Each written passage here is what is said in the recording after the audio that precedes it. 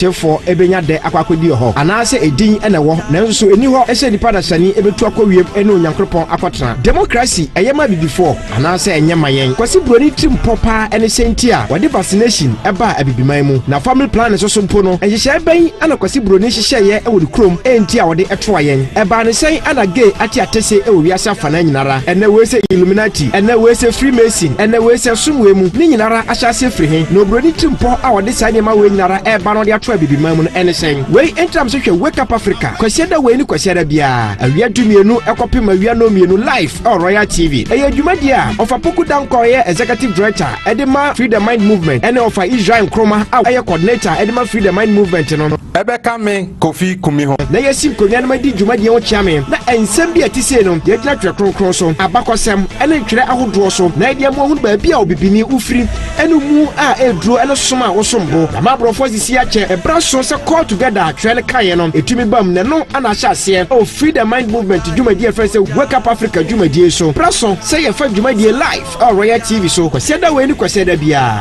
awia dumienu kopim no mienu na ya jo so adwenche na wasembisa ye ano nanso so eni ho ehye nipa da sani ebetu akwawiem ene onyankropon akwatena democracy eyema bibifo anaase enyema yen kwasi broni trim popa ene sentia wade vaccination eba abibiman mu na family plan so mpo no ehye ben ana kwasi broni hyehyeye ewo krom entia wade etoa yen eba ne sen ana gay ati atese ewo wiase afana nyinara ene wese illuminati ene wese freemason ene wese sumwe mu ni nyinara ahyase firi he no broni trim po a wade sane ma we nyinara eba no de atoa abibiman mu anything we entram so hwe wake up Africa kwasiada we ni kwasiada bia awia dumienu ekopem awia no mienu live on Royal TV eye dwumadi a ofa poku danko ye executive director edema freedom mind movement ene ofa Israel Nkroma a eye coordinator edema freedom mind movement no ebeka me Kofi Kumi ho na yesim konwa na madi dwumadi e wo chiame na ensem bia tise no ye gina twekronkron so abakosem ene ntwere ahodo so na ide mo hunu ba bia obibini ufiri ene mu a edro ene soma wo sombo na mabrofo sisi a che braso se call together trend kaye no etumi bam ne no ana hyase o freedom mind movement dwumadi e friend say wake up Africa dwumadi so braso say ye fa dwumadi live on Royal TV so kwasiada we ni kwasiada bia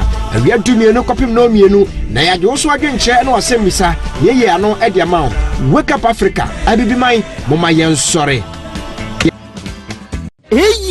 one business general Abatown Eyeniko multimedia so pay video editing photo shoot photo editing documentary business advert music video funeral program birthday parties onua uni haukra esan say Niko multimedia ebeye ni nyina na so yenwie yo so we your wedding papa bi Niko multimedia si en ha ho kra o me cover ni nyina ma so we are sorry anaso say we edwumakuo bi a o pese u streaming live o program aye social media handles na aye Twitter Facebook and the keka ho na Niko multimedia si woni how esan so mo ye ni nyina live abra program na ekoso Niko multimedia si omotonton gadget aye media gadget papa ebini aye audio and video equipment cameras speakers microphones mixers ni nyina Niko multimedia aye ho adwuma Niko multimedia ewo koforidia eho ana motare betimi afre Niko multimedia ewo 0244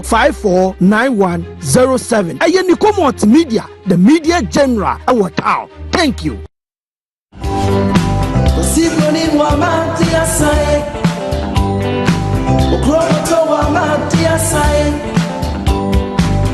Amuna obaye krumse oba betre yamesu etre no toni ba etre no dia sase akwanu mana dia sanyo akwanu be kosiboni wa matia sai okroto wa matia sai amuna obaye krumse oba betre yamesu etre no toni ba eche no dia sase akwanu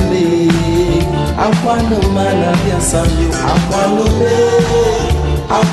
mana dia sanyo akwanu mana dia sanyo akwanu mana dia sanyo okromoto wa matia kosiboni wa matia sai okromoto wa matia sai amuna obaye krumse oba betre Ghana this year started also for Kofi and Imagine Melbourne. Now Imagine Melbourne na ye dwumadie bi a eda kwase da bi a wa wonim yedi ye ba betrase ne ye de somo Royal Television fidie yi so eye dwumadie ya to ne din say Wake Up Africa dwumadie na da kwase da bi adu na premo to say ya eye mene mpanyifo mienu bi na ya ye de say dwumadie eba be somo yetenase na ye de somo sampanyifo ye wo fa ya opoku dankwa ye executive director Edema Ikwe friend Feed the Mind movement one ne ba Israel Nkroma no so ye national coordinator Edema Ikwe friend Feed the Mind movement na mum adofo mo fa nchen ye ne isan se eye wo fopo ya opoku dankwa ne ba Israel de ena dwumadie bi na kopie ba bi nti onka ye ho ewo eye dandua yi mu na ofa yaw de ena de ye ne no ena atena se ye ba bi di sa dwumadie we ene asema da protino tamu puchu na enye asem ketwa enye asem kuma we efa abibiman ye ho na ofa se topic we de ene enye fedi agrokra we eye topic a efa abibiman ho topic na ene ofa de atudwa no ye bebobo ho no eye will black civilization lead shape and dominate the world again eye question ofa ebisa a question of a poku dankwa ebisa Ghana fo nyina say will black civilization lead shape and dominate the world again to obisa me ya sure say question of ebisa idea me no mienu enya no ye nti ye besa nto amono ankasa na fe odi anu ye e de amaye me ya sure say anu nti o wa anu ye anu nti na odi sa topic we ya bana ene fi ene e kono ofa ebeyi ni nyina no e de amaye na abusia ebia na onifie na nso dwumadi opese oka ho ane okọ abefo ntentan so a na ohwehwe Wake Up Africa GH Wake Up Africa GH obetimi aka dwumadi ho na wonso wahwe bi ane aya YouTube na Facebook nyina no okọ ho a onya hwehwe Wake Up Africa GH a dwumadi obeka ho live na ye no nyina edi maka ne sa no SMS fabremi WhatsApp message fabremi meje emre na makenkan e dia mawo number adbe faso no 0206 519335 0206 519335 topic no krojin obia no ene endua we ye aseda ye de ma endua dwumadi e call so kofoidua na kofoidua mpanyifo enyina no efeni say Wake Up Africa empanyifo Free the Mind empanyifo ese council national council say omo de aseda kese e de mamo say endo adwumadie no moma adwumadie no eye fefefe eno nti wofata due efeni say wofata omama wade ena o soldier ene kofodia members nyina so menya members nyina mo amutumi eba ye ma adwumadie no eye kama krabehwe no mu nyina no national council say yemfa aseda PCA emfa ma mu nyina yada mu nyina se dwumadie no mo hwe ma e call so fefefe ene eye Sunday 17th November ene eye Sunday 17th November eye ene da no eye November eye 11th bosome a etoso duba ko no ne da etoso edioson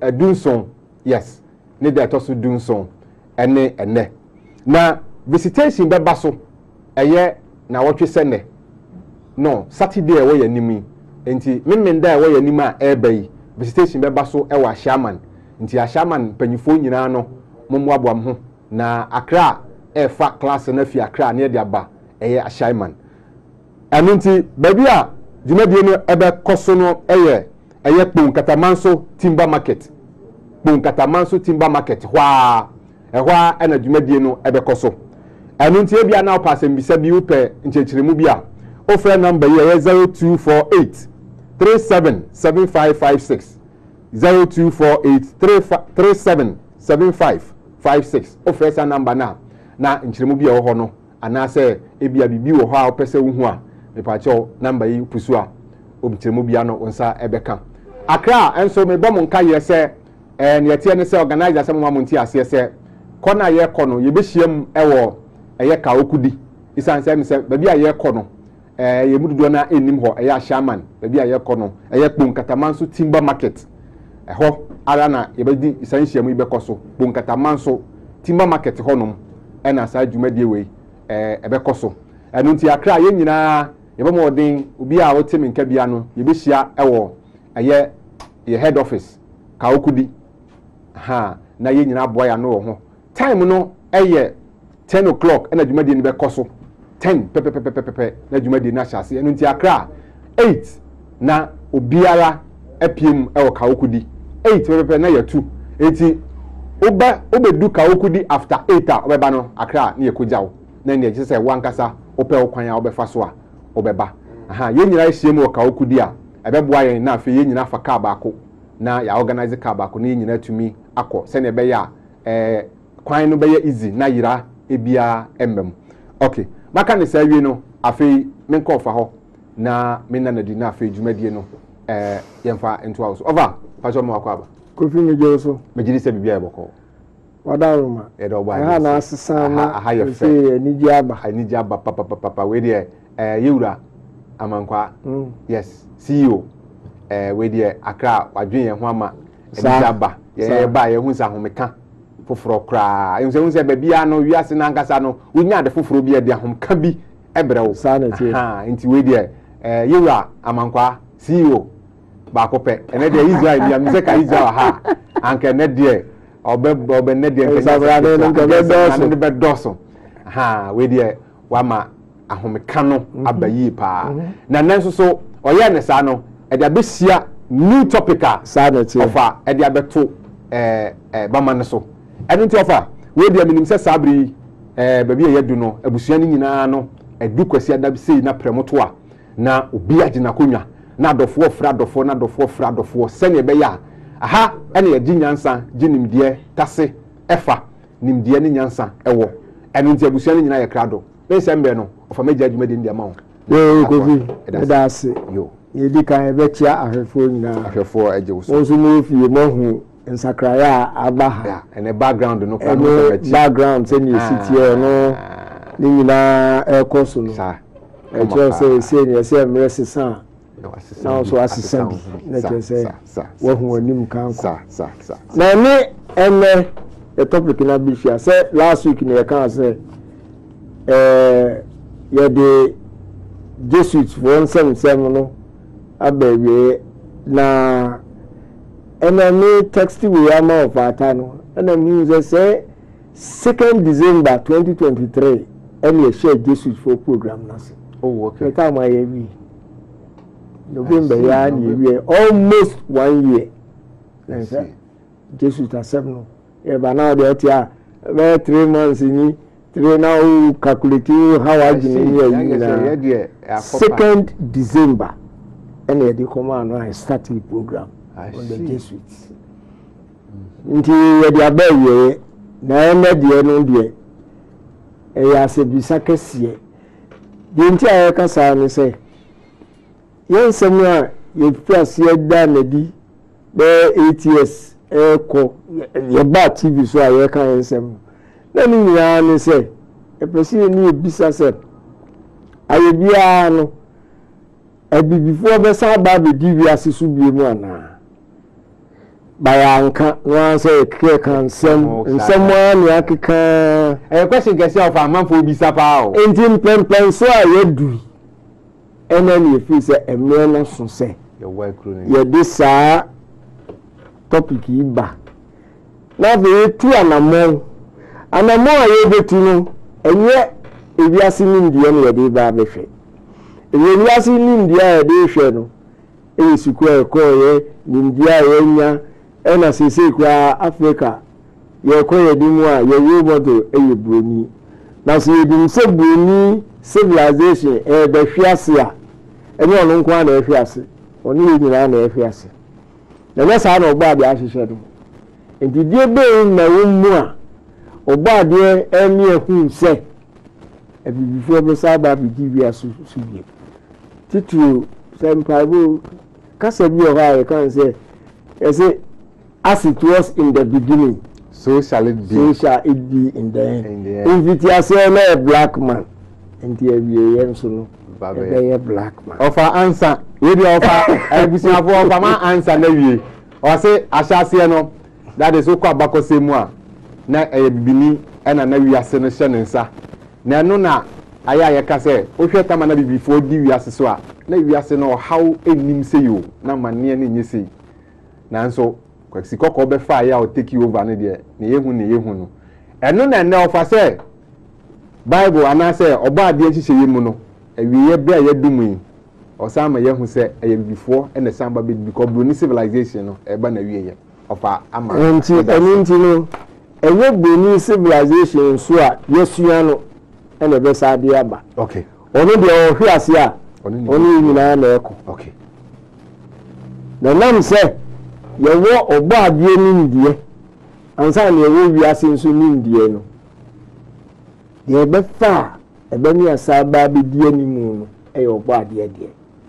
So along the line or how bia yinya ya eninti no yatihwe ye no yinya hu sesa no eninti ye dadi bruni achi edu ba bia o kwa so kwasi ada na ohia bruni a ohia nyame nti sanko wedu nyina ye de abeke kan ho ayo ko enim no ene the introduction more or less ene de ebeba if you are bruni civilization a bass asisu as ye kwaturo mu a yegina behwe Nebuchadnezzar the multi-metallic image no a onya daesun bi a wuhu ye no Benin civilization no any image no feet and toes of clay and iron. But whatever picture into a first picture. Okay. For your first picture no abodi eda no the feet and toes of clay mixed with iron and the little horn. Mufasa picture no entum mayen. Enti if we say na bruni be di ade no. Okay. Okay. And feet of clay and iron. Iron mixed with. Horn as say yewo. Okay. Eni ma image ni ti ne nsa ne koko ene ne ties ni na funu nyina ene eman no nyina abam abakosim abamu abese atwam. Okay. But say ha ne adu. Okay. Ha so ni broni so ema ne ho so a ewiase ne bedi ni nsem enti the feet and toes of the image no ena ni faso no eye little horn. And means you didn't Roman Catholic Church. Okay. It's a Roman Catholic Church. And a pretty Benin civilization. Then you can't have that say, baby, I see it. No, European Union leaders in the only to me at the Kwakoma Roman Catholic Pope who are about the that would be the final form of the European civilization. I can say Roman Empire, the final form no ebeba. The same way you will me ya you no.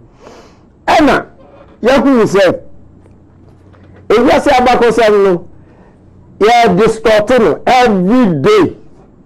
Distortion no ever in the form of lies, deception, and the Benin can say whitewashing. Tuntum you say can work out. Then you fita entiro akwa ba say no uhwe ewiase history anasa abakosem no a mu an say broni peja ne ho na o ka bibi enso achievements ni de obey ewiase no o ka ahye eno ne ade a ye ba be ka ho asem I did your introduction for today. Okay. And then you say, you the world map. Okay. First picture. Second picture over. Yes. Okay. Second picture no here. World War map. First picture no into my.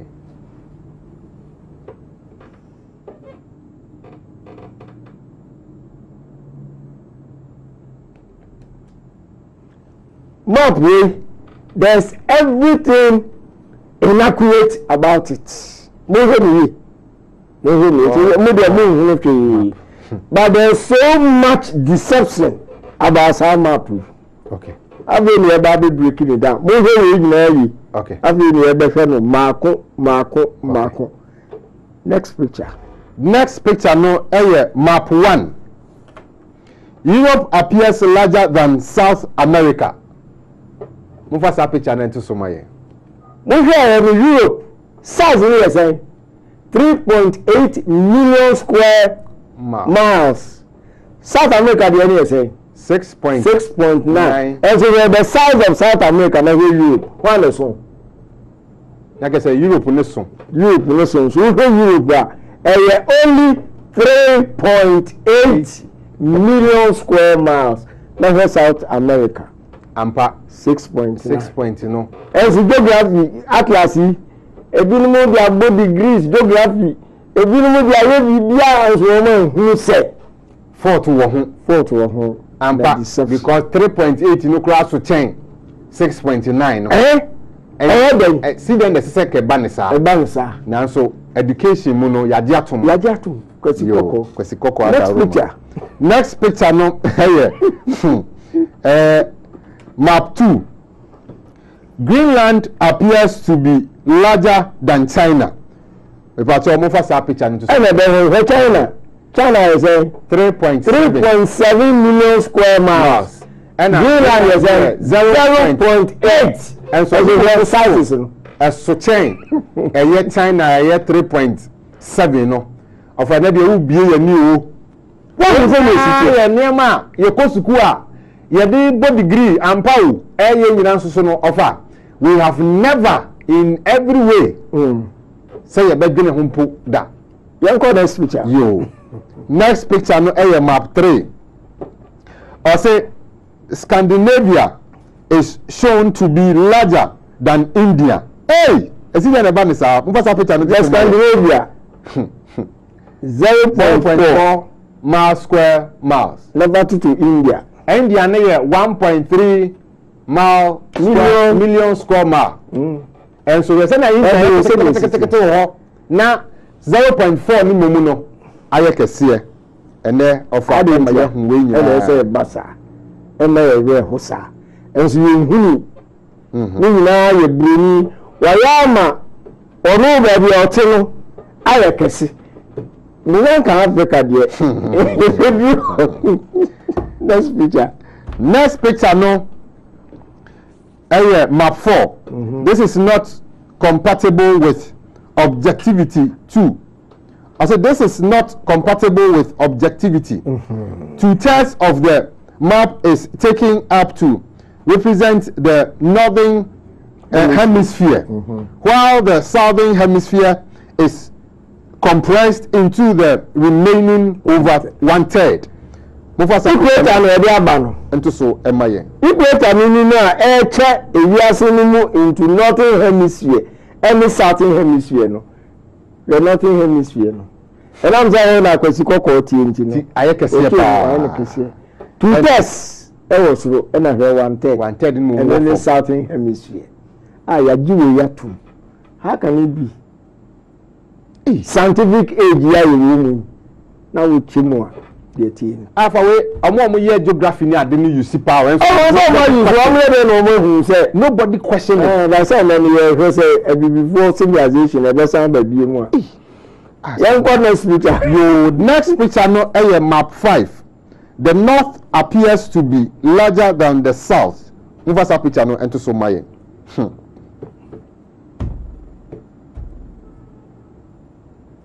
okay hello the northern hemisphere total the land space 18.9 million square miles. And the southern hemisphere na 38.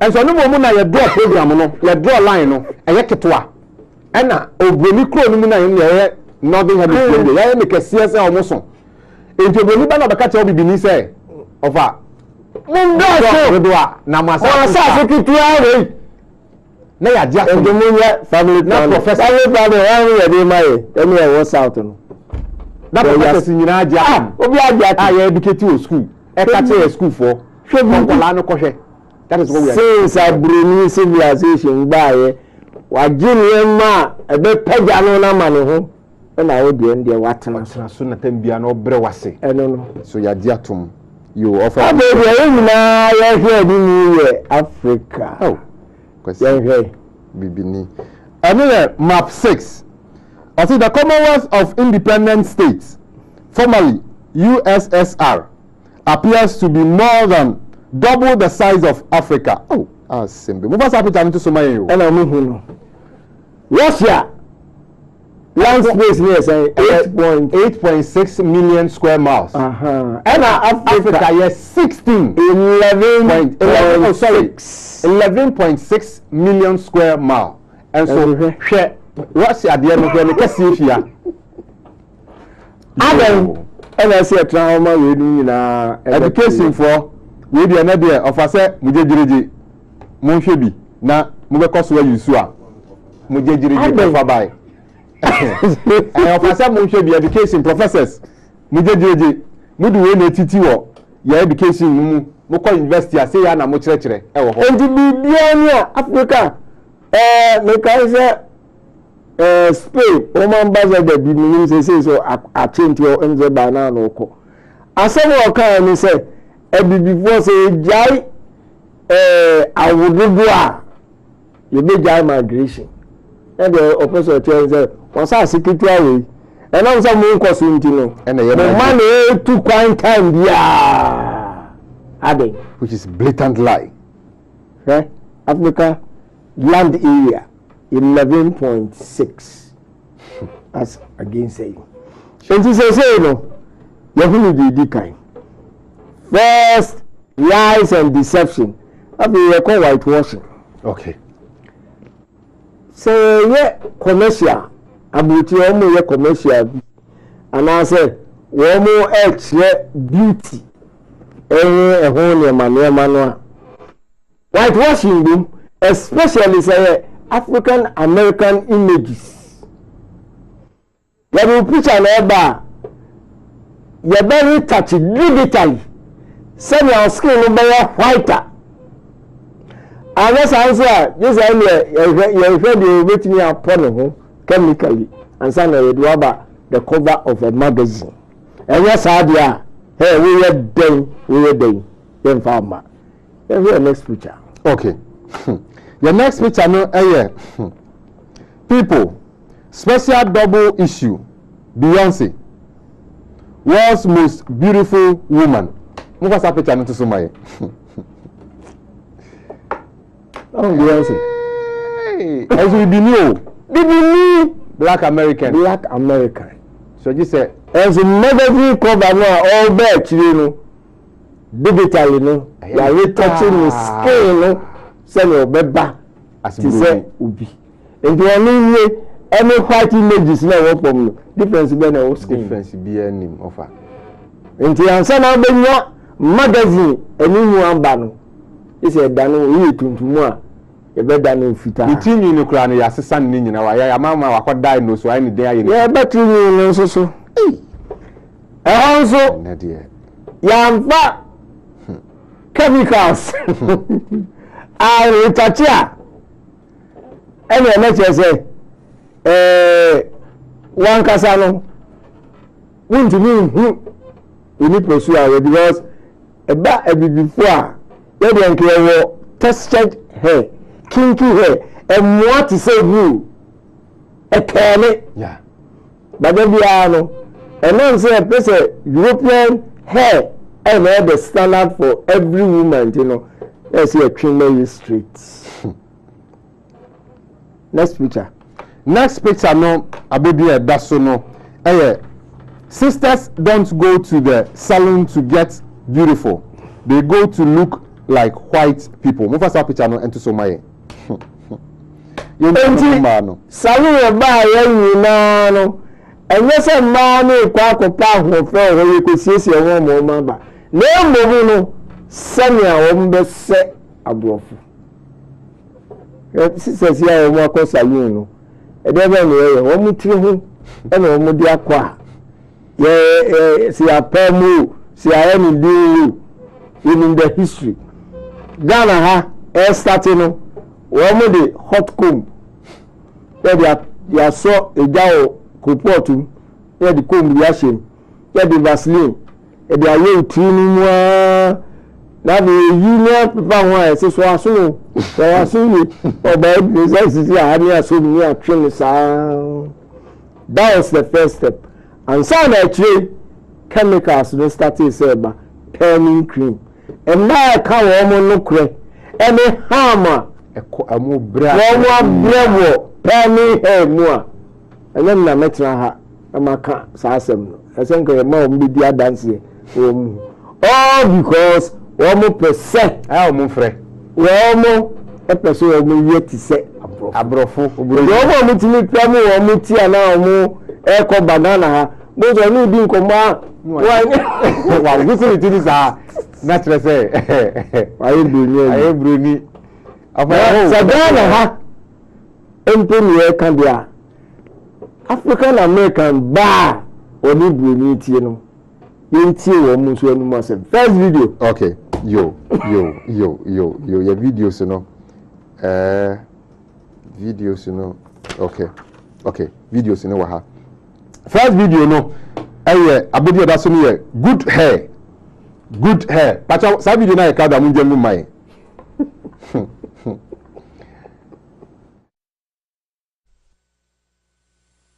Well, there's always this sort of pressure within the black community, like, oh, if you have good hair, you're prettier or better than the brown-skinned girl that wears the afro or the dreads or the natural hairstyle. I mean, have I gone around thinking, and have I said it to myself, I got good hair? Do I say it to my daughter? And not even thinking what I'm saying. I'm like, honey, you have such good hair.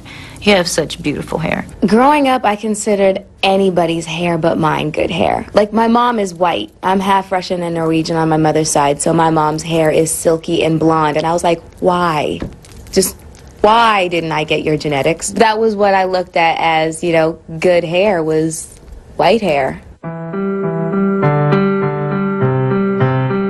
The lighter, the brighter, the better. And that's a thing that causes great dissension within the black community and with black women. You know, I look in the black hair books, and it's like all the hair is straight.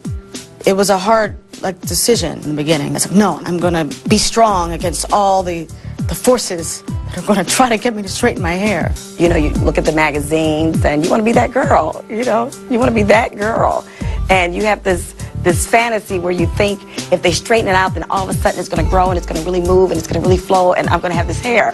Well, you never had the hair to begin with, but you don't know that, you know. As far as black women wearing hair from other nationalities or, the hairstyles of other ethnicities and races, I would just say that European and Asian hair, the texture, seems to be the style that all women seem to be trying to achieve.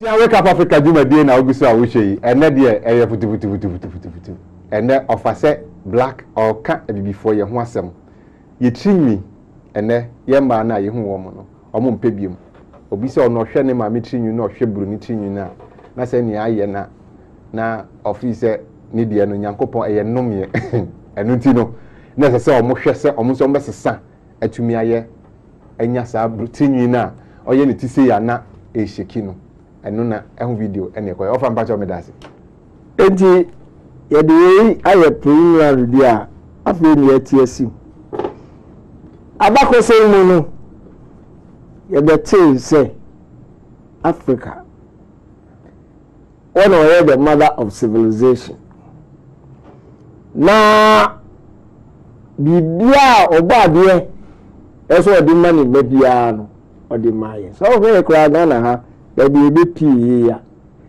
asase o de maaye egudi e wa asase ase de wa asase ani fertile land atwa ehu ahia na je say ye ni how bibia ye hwe bia no ye nsaka nti e ba ni sen e ba advanced institutions science technology e dey be na ni you will be bi empires o say eba advance science technology yeah like I said before Africa asem we there of me person we sisubium na you say eba science technology institutions akese okay na University of Timbuktu Mali Mali na education maths algebra geography ni ne keka ho nyina no of course nyina na ye satana broni ni babia of ampacho me da se enti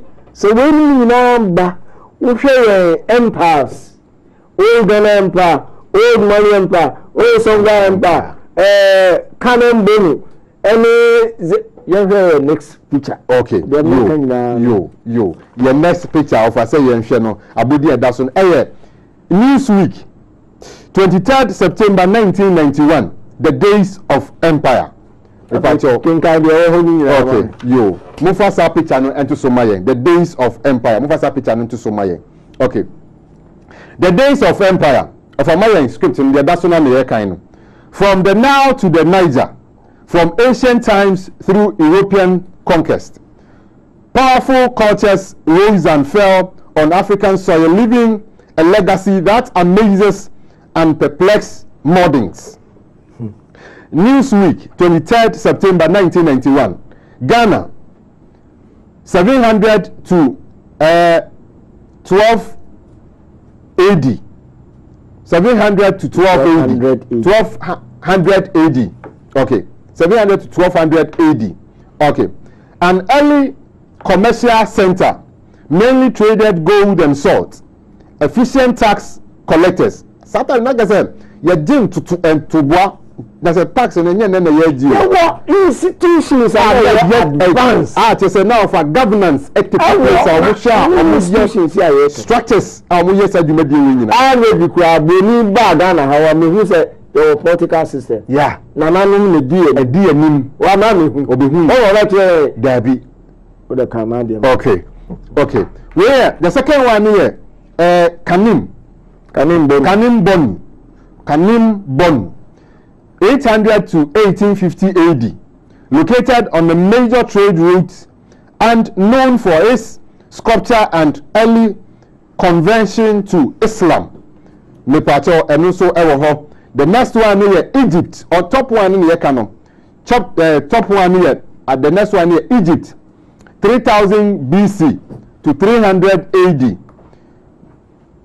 Dynastic greatness until conquest by Alexander. Up the Nile, the Kush developed iron and alphabet.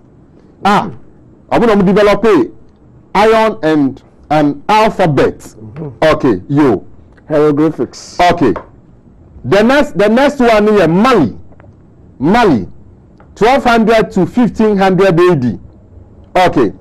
And also the empire of warrior Sandiata, the empire of warrior Sandiata, ranged from the southern Sahara to trading capital Timbuktu. Okay, and also and a Songhai, and here 1350 to 1600 AD. Warriors and scholars, they sought to establish a single empire and control major caravan markets. Hey, like I said, sometimes we call caravan. Amukoba. Benin, I see. The next one is Benin, 1300 to 1800 AD. A culture of artists, hunters, and traders, revealed in bronze plaques, commissioned by the king or Oba. And no, and so the next one here, Zimbabwe. And we are 1400 to 1800 AD. Built a great temple ranged by an 800-foot granite wall, still standing. The patrol way Sahara Desert, Africa, Nile River. The patrol I know any yakin kind of patrol my way. That's it. Walking can be and never book. Okay. Okay. Ubeka page 4, page 6. Okay. And after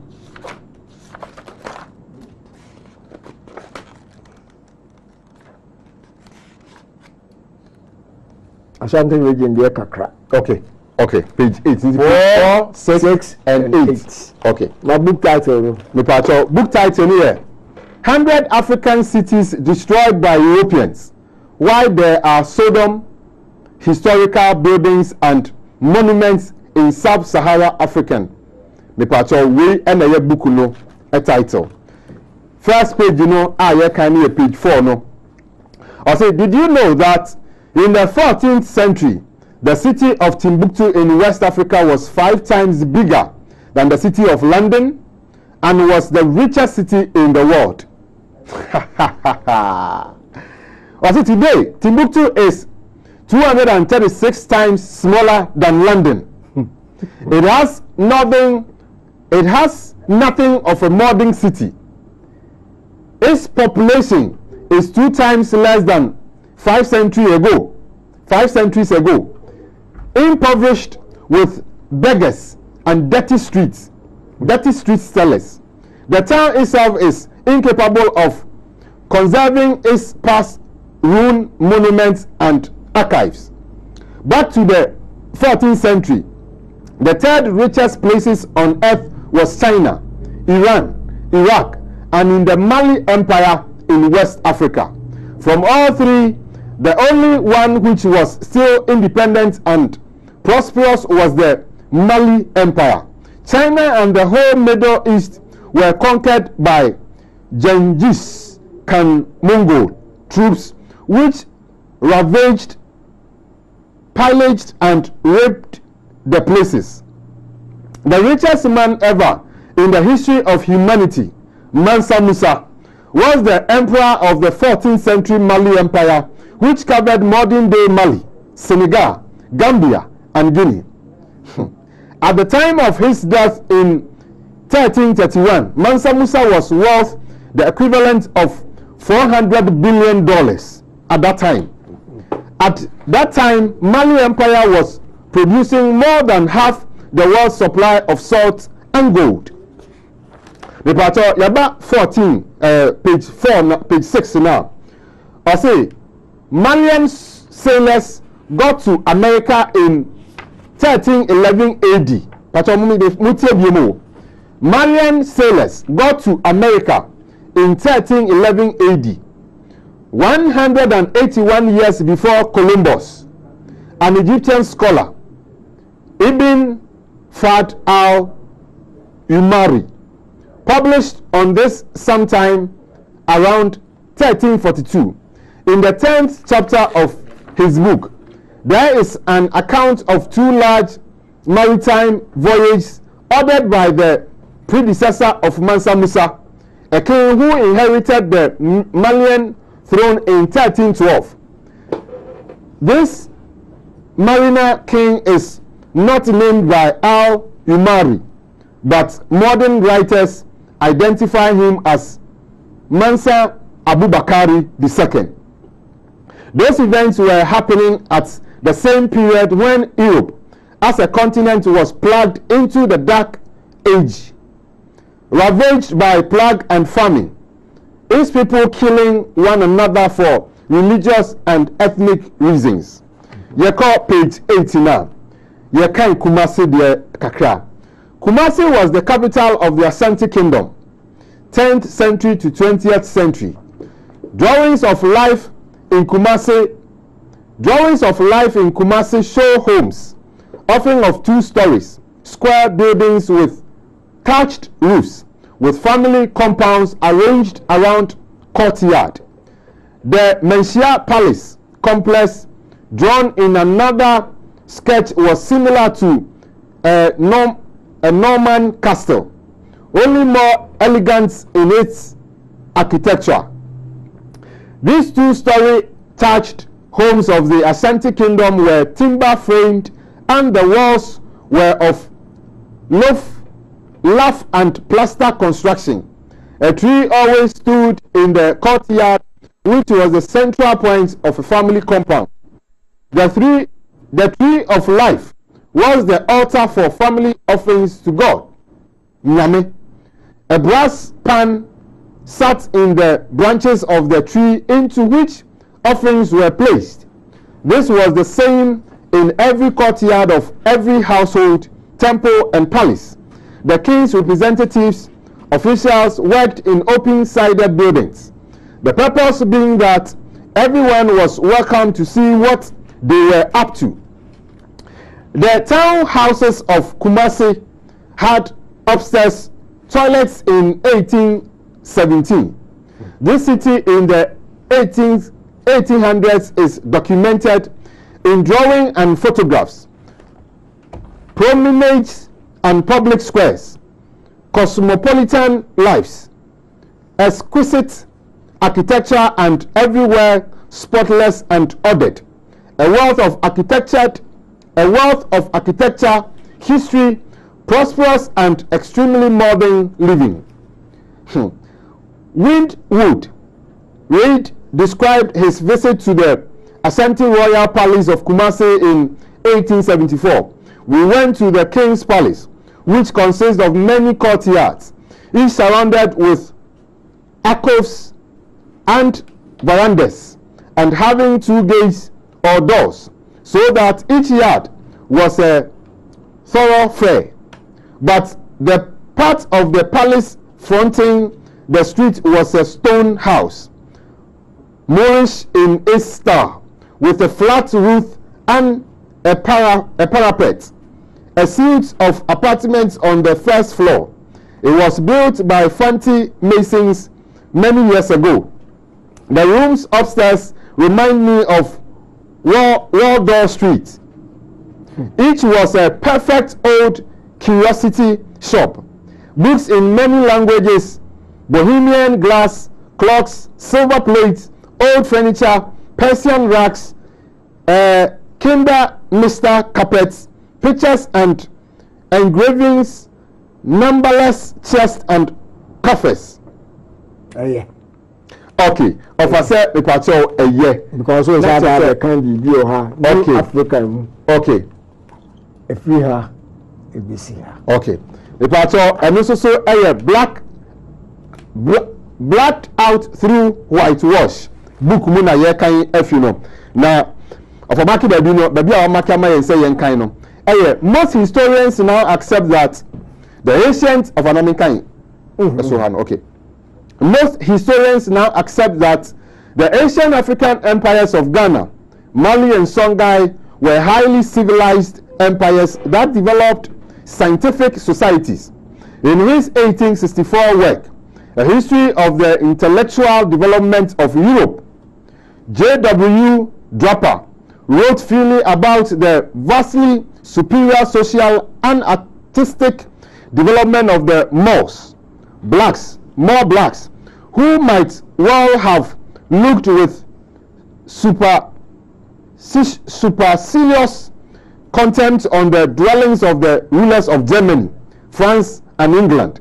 Like I said, at that time, more blacks, not Germany for. They were looking down upon them, France for, and England for, because now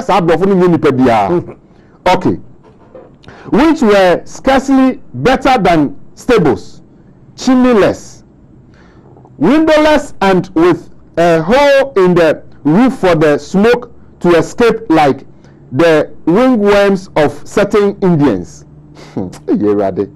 Recently, the British TV, Channel 4, Anchorman, John Snow, who made his name as a journalist in Africa in the 17th, was amazed to find in a library in Timbuktu, Mali, stack of books dating back more than 500 years. His own words on camera. We, meaning Europeans, like to think we brought books to Africa, but here in my hands is evidence showing the contrary. They gave us the books. Africans. Papa we me say, Obrino or Chesa sa Oma Brofono, you can books and no musi ya no de buy na. Yeah, before the month, you see, they gave us the books. Before the books in my brofono or testify. They gave us the books. Snow said, as he lived through one of the ancient books, records show that the very first university in Europe, Salamanca in Spain, was founded after the fashion of the University of Sankore in Timbuktu, whose professors were all Africans. Whose professors were all Africans. Me pacho we 22nd New African April 2000. Ena me pacho updating no. So higher institutions. Of course. Working can we na enya evidence. Yes. Say in fitiasie before nti e ba ne say ena na de ene manko yi. Na say no esi kwani we be yes have the devious anymore na and only question yeah. And only question you. No to ask there. Okay. A before story. Your story no if the Bible a honey story fit here. In the Bible a honor a before story if yes here. Yes, a honor the base. Sanity before story no. Yeah, no can't making references to Bible and bi show program India na Bible so didi goni dia Bible da goni dia antro Bible da take it to the encounter bi ndra ene anopai man bi send me message o say o gb bi o hwe program ni fiti o damme so Kusia Michael ne me o so say predecessors of you no ma hwe program ne sa na emom no mo interpretation of the Bible no na mene mo nya adwo so ne offer or specify or ne wo nya adwene is answer the way I interpret na me say abane sa me tenase because the Bible na nya ne dia na obewia enti ade obewia na nya ne dia na o kire mu ne dia sa na beba na nti ne nya sa hawa me ne mienu enne ye before so Bible no ye di ho achinye nti me say no me da na say anyway ya gina wie okay nti na dia me so say o ti program no na hano na Africa din no Edin word no ase ni say delight. Thank you offer oba dia e before story no e ko pie free Edin na beya and here next picture. Okay your next picture no Newsweek 23rd September. Next picture Africa. Okay. The origin of man. Okay, nice. Okay. Of the days of empire no. Okay. Africa, the origin of man. Pacho picture na ready amufa to somaye esremo. Africa, the origin of man. Of pacho aba. Sa na tie dia. Ye ko training mu a. Genesis 2:10 to 14. Okay. The kind woman. While the picture remains on the screen. Okay. Of I say kind Genesis chapter 2:10 to 14. Go. Okay. And you say, and the Lord God planted a garden eastward in Eden. Okay. I mean, Odama heading no. The whole map no Eden. Na eastward no a whole of planted garden no. Okay. Nti whole ba bonkum so a westward of Eden. Ukwa a former a southward of Eden. Okay. And na ukwa so a northward of Eden. Okay. Like I said Africa ni nyina na. Africa ni nyina say dia obo ade de ma ye no. Na ka so fa Israel na ka say Africa wo say India. I mean, no consult to Suez Canal. Thank you. Now they and the river went out of Eden to water the garden, and from thence it was parted and became into 4 heads. The name of the first is Pison. That is it which compasses the whole land of Havilah, where there is gold. Now you two and say gold. Come on. And the gold of that land is good. Say nipa ho omutu nti ne yɛn say good no. There is Delium and the onyx stone. Okay. And the name of the second river is Gihon. The same is it that compasseth the whole land of Ethiopia. Okay. And the name of the third river is Hiddekel. That is it which goeth toward the east of Assyria. And the fourth river is Euphrates. Maybe I'm not to Assyria. Okay. Map no in red. Okay. This is eastward of Eden. Yeah. And the whole map the map of Eden. Westward, eastward, southward, and northward. Africa somewhere. Yeah, can any. Like I say, Bible ni mo. Bible na actually Africa no, and actually mu ha no. Yo. That's it. Genesis about the kind. Genesis are actually the next. The friends saying the next picture. Okay. And that topic I had there. Easy. The next picture no there. The next picture no the Macmillan Bible Atlas by Yohanan Aharoni and Michael Avi Yona. Pacho sa Bible picture na ready am fanto so maye. Okay. Yo. Also so na so na o kind na making kind. Okay, indeed. The Macmillan Bible Atlas by Yohanan Aharoni and Michael Avi Yona. The rivers of the Garden of Eden. Where are the ancient centers of civilization according to the Bible? Question will be here. The answer to this is hinted at in the description of the four rivers emerging from the Garden of Eden. It is natural that the ancients should believe the rivers of Eden to be those flowing through the lands most abundant in water, the foremost being the Tigris and the Euphrates in Mesopotamia. The Pison and the Gihon have not been identified and may have merely been symbolic.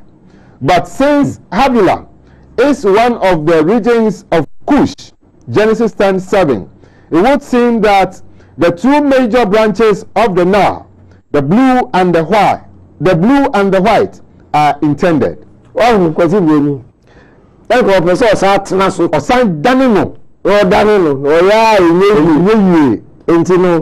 Rivers like Tigris, Euphrates, White Nile, Blue Nile, Africa. Before history, I had it first. Okay. I mean, about share researcher. About aye. I mean, much in the dance say civilization, and I say Africa is the home of the black man. Next picture. Newsweek, January 11th, 1988. The search for Adam and Eve scientists explore a controversial theory about man's origins. Mufasa picture no ento so emaye. When the buyer, then came say Adam and Eve picture be another abrofu. And so for once, after be who say before na say me bi kan no e bi ni picture be ba e say e hu bibi na ansan ye timi di aba ama ya acceptable he oba ni timi aye bro ni dia say before e timi nti say ni na ti no wo mu ye DNA test e ma no de wo mu abudi hu ni ma ne ba e no timi prove say ni na no it is to a woman who lived in Africa. Then so say about to me say African, you know, was a controversial about the origin. Yes, in say a bem. Yes, go be who say so ka abako say penny baby can bass as see sudia e dey let me go before nko empene and so be penny 7 penny enyaba. Next picture no. I say Washington Post March 11th, 1996. Genetics DNA points to African origins. But I'm going to picture into somewhere. Okay. Until and say from Africa and migration, Asia, Europe, any baby, a buyer. One more magazines and newspapers they confirm me, sir. Next one. Next one, no, weekend agenda, May 14th to 20th, 2004. New DNA finding shows Africa is the home of the human race. Agro. I see. Next picture. Next picture here. Weekly Digest. Weekly Digest. July 16th to 22nd, 2007. The human race originated from Africa. Scientists conclude. We there ya conclude. Mufasa picture into somaye. Or ma conclude. It is the same that here. You'll be breaking your next video. Okay. Okay. Your next video here. Human origins in Africa. Human origins in Africa. Historians, scientists, anthropologists, and archaeologists around the world are now in complete and unanimous agreement that the human race of planet Earth originated in Africa. Africans were first established on Earth in around 250,000 BC. Around 50,000 BC, the Africans, who were the only human beings existing on planet Earth at the time, began moving out of Africa into Australasia, Arabia, Asia, and Europe. In 2003 AD, the oldest human remains on Earth were discovered in Hirtu, Ethiopia, which is located in East Africa. These human remains have been dated by scientists to be approximately 160,000 years old. In the present day, we can find examples of peoples in regions outside of Africa who look very similar to Africans. Amongst the original inhabitants of Australia of the present day, we find the Aboriginal Australians, who still retain the features of their African ancestors. Also, in Melanesia, which includes Papua New Guinea, Fiji, Solomon Islands, and Vanuatu, again we find the original inhabitants retaining the feature of their African ancestors. The same examples can be found amongst the original inhabitants of the Polynesian Islands. In addition, the indigenous people of Malaysia, called the Semang tribe, the indigenous people of Thailand, called the Magnik tribe, and the indigenous people of the Philippines, called the Atak, are virtually indistinguishable from native Africans. Research conducted by Oxford University in England, UK, and Stanford in California, USA, has found that Melanesians from New Guinea and Aborigines from Australia share much of the same genetics as their African ancestors and are linked to the original expansion of Africans out of the continent and to the other regions of the planet in 50,000 BC. Now, the early Africans used a number of pathways to populate the planet, which included moving northeast from Ethiopia to Yemen and into Arabia, and then into Western Asia, and then Eastern Asia, with some settling in the modern-day region of Russia. Other Africans continued into far Eastern Asia and into the North American region, and then Central and Southern America. Another route the Africans took was from Africa through Arabia and into Eastern and then Western Europe. Finally, the Africans also moved out of Africa into Arabia and then into West and Eastern Asia and down into Southeast Asia and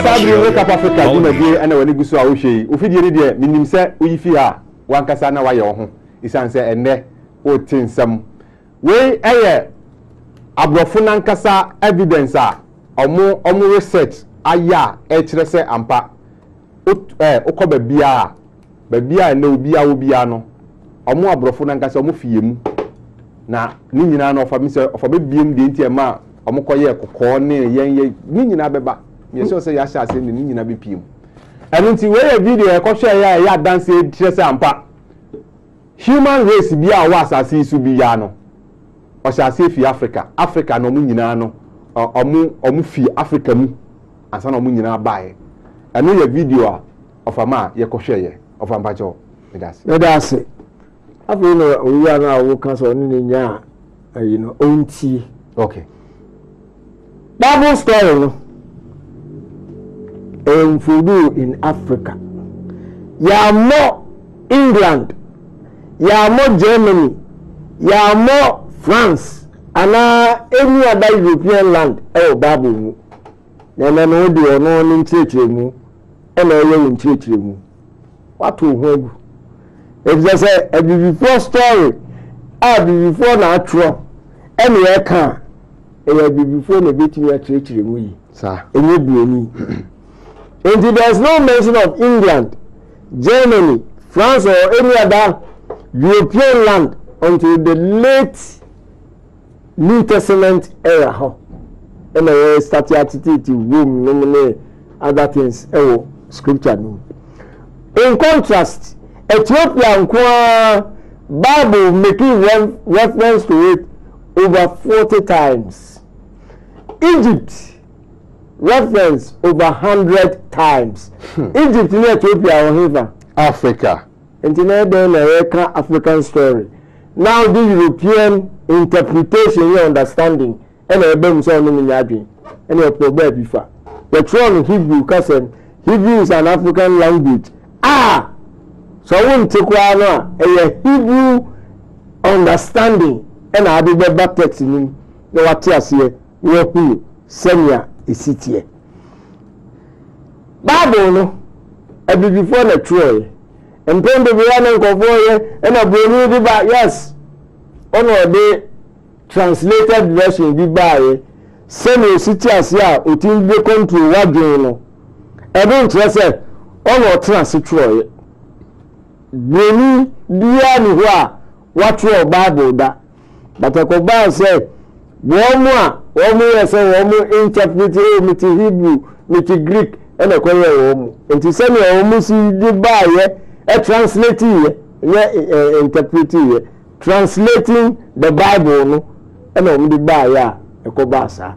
And it's all the Biaba Africa had no about that. I need to have no Troy. Your next picture, no, then. Your next picture, no, Love and Life. March 10th to 16th, 2002. Black Africans of Ancient Egypt. I say Black Africans of Ancient Egypt wrote the Holy Bible, and the Catholic Church is hiding and suppressing this truth. Okay. Evidence. Like I said, black people and the true Bible. No, now because black people in the true. Most of them could create Egypt. All of us started say almost yeah the accounts no ever and to say no who we are will say brony bia ni hand that's why we are some who say images are Bible who there the present man say we are brofu how can it be and I say a ban say and abasa say your next video no I ever share no. You better President Putin ase. Titi collections in one artistic icons no. Almost in the woman bebre one because October Revolution your friend say the learning over everybody. We almost say a whole lot of African icons. But the results be of our own to the BCA. And I know Putin say, Yam Fanko and sorry beam, then Fanko Traho. Now be Nipan who now be who, but they are faith, you know. Say that the Benin Echo, say the Benin Echo. Young girl, next video. I know they may say, Obia near me. Oh, Phoebe. Your next video. Your next video, no. Russia open its vault to reveal images of black biblical Israelites. Me pacho we video of ase obi ambie nani. Unjengu mayen na abusuano obi anya bi enhwe.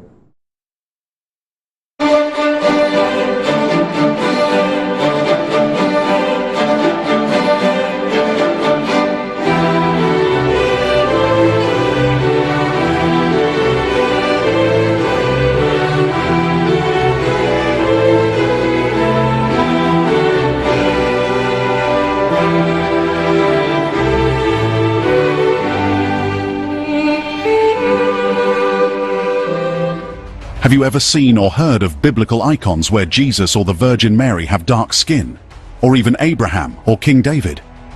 Then look beyond Europe. Russia has opened its vaults to reveal biblical icons featuring darker-skinned figures. In case this is making you wonder if Russia has its own twist on biblical figures, the answer is a no. This is not the case at all. This is, a matter of fact, as real as the untouched horizon of time. These icons aren't just artistic anomalies. These hold deep meanings of hidden shaded truths, sparking serious, curious questions about history and faith, representation, and the unexpected corners of religious art. Pay close attention, amazing people. You are just about to hear it today, like it is, in this video. Before we continue, kindly endeavor to hit that like button as a way of supporting our works. Share with your families and friends to keep spreading our eye-opening black narrative, and subscribe to stay put for more, while you help in building the rising membership of this channel. We appreciate your support. Russian President Vladimir Putin has decided to move one of Russia's holiest icons from a museum to a Moscow cathedral. This arises a debate around Putin's growing reliance on the church. Emphasizing on the importance of the holy icon, Putin ordered Andrei Rublev's Trinity be transferred to the Russian Orthodox Church from Moscow's Tretyakov Gallery for a year. The relocation of Russia's most well-known icon highlights how closely the war has intertwined politics and religion. The icon depicts the oak of Mamre, where the three angels visited Abraham in the book of Genesis. Did you notice anything about these icons on display? They are all black. Icons dating back to the 14th century, brought together from private collections across Russia. Rare and strongly challenging masterpieces, most of which were destroyed during the Soviet era. It's very beautiful. It gives you goose pimples. It's a remarkable exhibition. It's an exhibition which feeds the senses. Everything is so grey outside at the moment, and here suddenly it's a feast for the eyes. These icons that you see are the survivors of what is left. Had the museums not saved them, they wouldn't be existing today. There used to be millions of these icons, but now only 50,000 of them are within sight. The unveiling of these icons is a powerful testament to the enduring strength of truth. The authenticity of these paintings compels us to re-evaluate our understanding of the past, particularly regarding the presence and representation of black figures. For centuries, these figures may have been shrouded in obscurity, but their rediscovery sheds light on previously untold stories, standing as a challenge to long-held assumptions, prompting us to rewrite history with a more inclusive lens. Many Russian icons were destroyed or sold abroad by agents of the Soviet government. Some were hidden to avoid destruction or were smuggled out of the country. Since the fall of communism, numbers of icon painting studios have again opened and are painting in a variety of styles for the local and international market. Many older, hidden icons have also been retrieved from hiding or brought back from overseas. The Castel San Angelo in Rome is currently hosting an exhibition of 40 Russian icons that have left their country for the first time. They are pieces of art that were hidden after the October Revolution of 1917 in order to protect them from anti-religious destruction. It's the first time that a large number of Russian icons have come here to Italy. In addition, here are a dozen examples that have never before been moved. They appear for the first time in our catalog. Icons are usually painted on wood and meant to represent saints or sacred elements. The Orthodox tradition considers them as if they were the gospel, inspirations of God through the hand of the artist. Their deep symbolism is reflected from the meaning of icon as a representation or vision from another world. The wood evokes the Holy Cross through its gold background, divine light, and the cloth attached to the wood evokes the cloth that covered the body of Jesus Christ. Without a doubt, they have a great importance and a fundamental recognition in Russia, because the icons represent for Russia what the pyramids represent for Egypt, or the temples to the Greeks.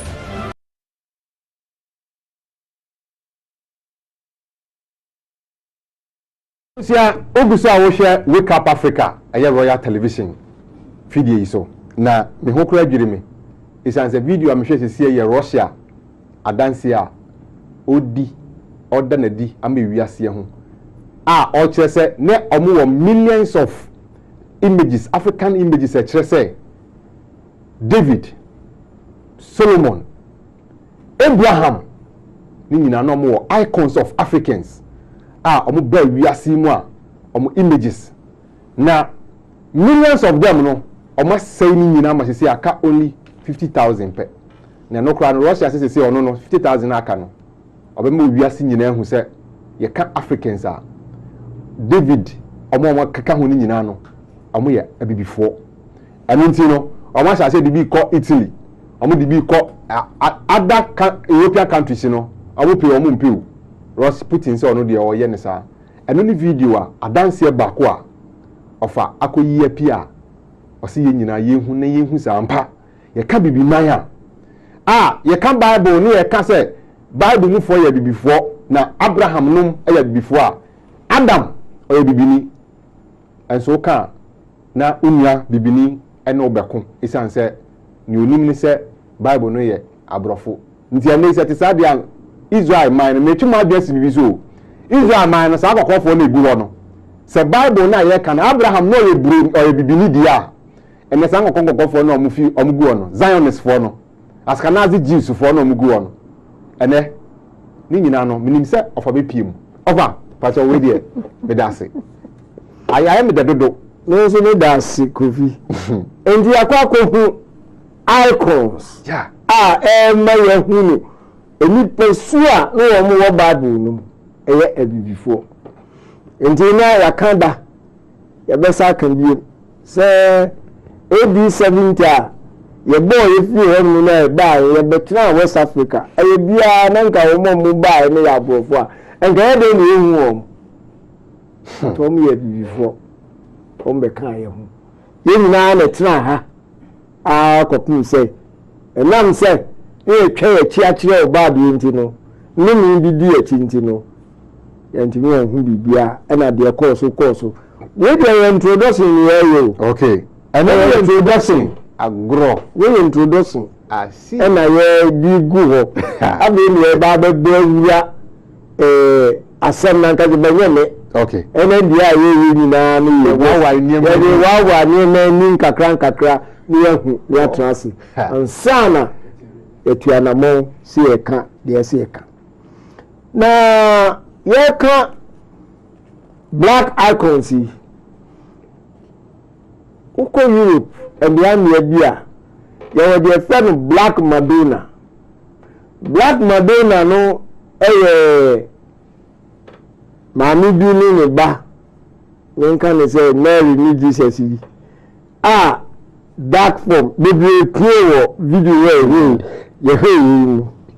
na Black Madonna no legend emyeti asese Luke Saint Luke Gospel okay Luke no ono plenty Black Madonna no baako okay ye wo Poland sese ne edoso na wo ase okay baako edi kan e baaye no nti ye call God the Black Man and Truth benami book no mu a won kai because Pope Julius versus images no and there's all kind of one said there they move no you best start before Eddie and the start if we had okay so before the end there of my main start saying fear say I say including in the painting is the concept of God as being white. Okay, including in the painting is the portrait of Mary, mother of Jesus, whose prominent African features were distorted to resemble a Florentine Italian woman. Likewise, in the Michelangelo paintings, the images of the Christ child, the three wise men, the Last Supper, and the resurrection were changed until no trace of their original blackness remained. Not only were these images changed, but entire nations, peoples, and empires were changed, like the ancient Egyptians, the Israelites, Babylonians, Persians, and Chinese. The features came to resemble those of Caucasian ancestry. Thus, we have Michelangelo, Leonardo da Vinci, and others to thank to thank for artistically changing the face of the world from black to white. However, in Poland, the Pope, Union Solidarity, lead like Walensa, and millions of Catholics pay homage to an ancient portrait of the Black Madonna, thought to have been painted by Jesus' disciple Luke. This painting is one of the few remaining works which portray the true features of ancient Israelites who were an African people of about yourself. And when I can read the okay. The Black Madonna in Kuam. Okay. In the next picture, and some have a next video. Okay. Your next picture, no Black Madonna. Okay. Black Madonna. Cool. The next picture here, the Black Madonna, an ancient tradition in modern times. Ancient tradition in modern times. Black Madonna mini. The here next video. Pope Francis. Empire. Black Madonna any. Your next video. Your next video no. Pope Francis prays to the Black Madonna of Czech Tosca. But yes, to chess.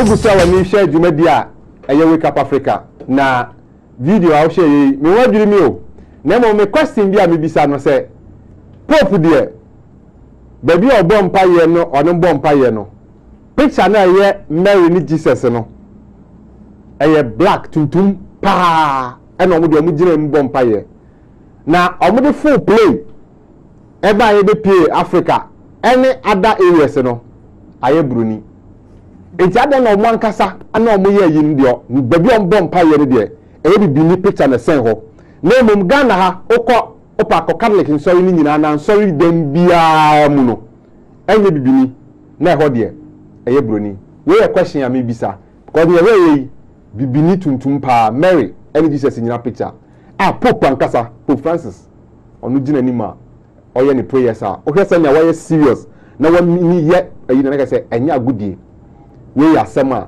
ofa say ye nyina no ode kire yen na ya yi ano enti ofa pacho Oka sano kan say Jerusalem na ni twa ni ko hwe ho a nkokon fu na abeji enso we na ni say eye bibifo kru your last video I ba be for the day